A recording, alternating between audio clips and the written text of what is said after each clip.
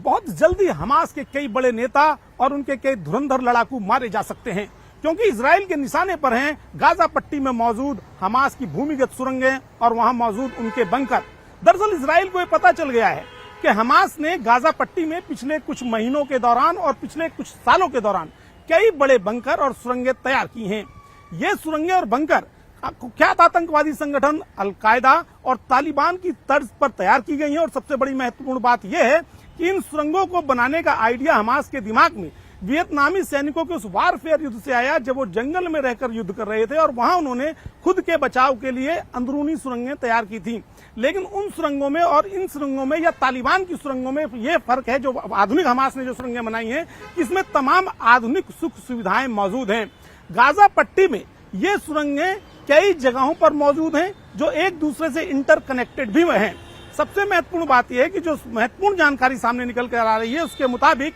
Gaza पट्टी के कई ऐसे इलाके हैं जो इजराइल से जुड़ते हैं और उनके निकास द्वारों पर इन सुरंगों के मुहाने खुलते हैं। साथ ही ये जो सुरंगें हैं, ये तमाम हमास की जो पोस्ट हैं जहां पर उनके लड़ाकू तैनात रहते हैं, उन हमास की पोस्टों से भी जुड़ी हुई हैं। और सबसे और एक महत्वपूर्ण बात कि इन तमाम सुरंगों और बंकरों के अंदर हमास के खतरनाक लड़ाके तैनात किए गए हैं, जिससे कोई बाहरी आम आदमी इन सुरंगों के अंदर प्रवेश न कर सके और इन बंकरों में मौजूद उनके लीडरों को कोई नुकसान न पहुंचा सके।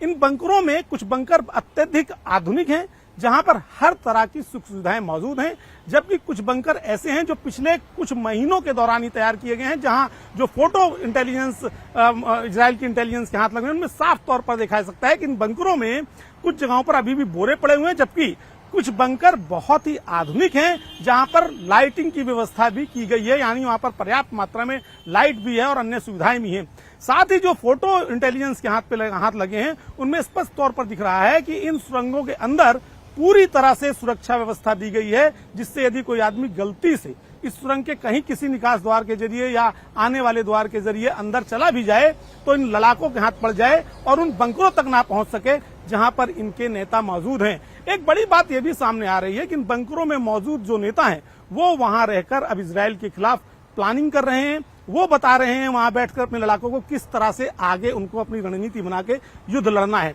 ये तमाम जानकारी इजराइल को अपनी खुफिया एजेंसियों के जरिए हाथ लगी है और यही कारण है कि पिछले 12 घंटों के दौरान इजराइल ने इन भूमिगत सुरंगों को टारगेट करके,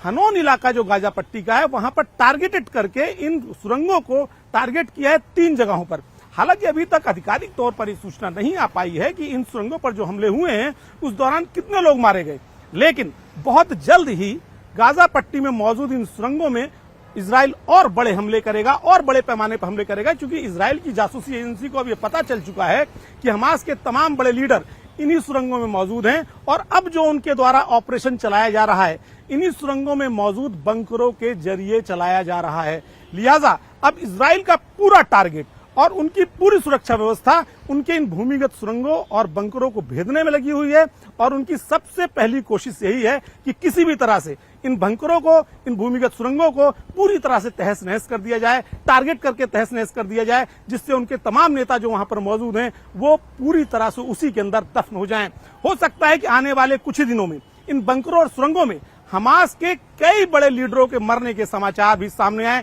क्योंकि इजराइल अपनी पूरी ताकत से गाजा पट्टी पर हमला शुरू कर चुका है और जल्द ही आ सकते हैं हमास के कई बड़े नेताओं के मरने की खबर।